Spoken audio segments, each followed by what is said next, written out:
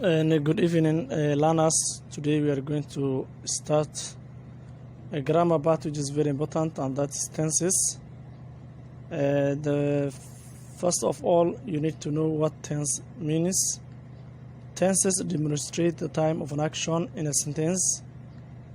Tensesku waxaa la lahaa tenses demonstrate waxay tilmaamaan the time waqtiga amaba xilliga of an action ficilka in a sentence jumlada xilliga ama ficilka waqtiga uu dhacay jumlada dhexdeeda iyo waxay ku tusaysaa tenseska saasa la marka tense waxa weeyaan wax ku tusayo waqtiga oo ficilkaasi dhacay ama dhacayo ama dhici doono.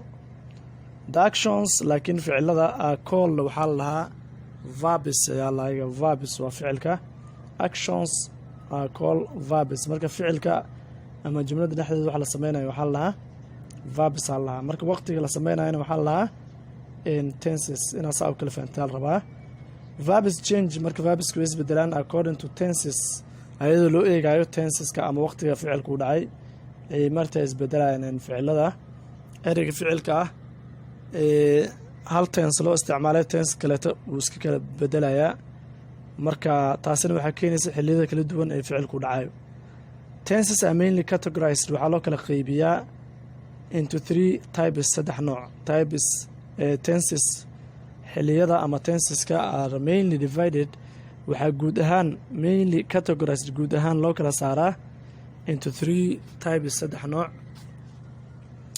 Present tense waa midka koowaad kan labaad past tense kan saddexaadna future tense marka saddexaas loo kala qaybiyaa tenseska waa present wax la joogo past la soo dhaafay iyo future wax soo socdo waa.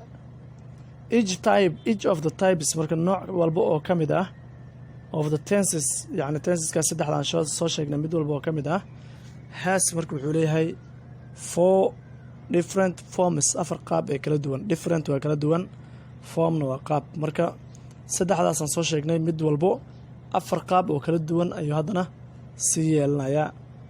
Present tense oo kaleeto waxay yeelanaysaa number 1 present simple tense, present continuous tense, present perfect tense and present perfect continuous tense saasay u kala baxayaan. Present tense kaliya afartaas ay noqonaysaa mid walbana wixii loo isticmaalo iyo sidee tahay waan arki doonaa insha Allah. Past tense wuxuu kala bixaysaa ayadana si lamid ah sidii present tense oo kaleeto waxay noqonaysaa past simple tense, past continuous tense, past perfect tense and past perfect continuous tense. Future tense ayadana si lamid ah sida hadda labadan soo sheegnay present iyo past camal ayadana oo kala bixaysaa waxayna noqonaysaa future simple tense, future continuous tense, future perfect tense and future perfect continuous tense saasay u kala baxayaan marka waxay noqonaysaa in ay noqdaan tenseyaasha marka dhammaantood 12 sababtoo ah saddex meel oo min afar waxay noqonaysaa 12 ay noqonaysaa ay together so was fahmina jeclahay. In our next lesson we shall look at the first form of present tense, that is present simple tense. So with those few remarks, I wish you the best and I hope you have understood well. See you later. Good evening, learners.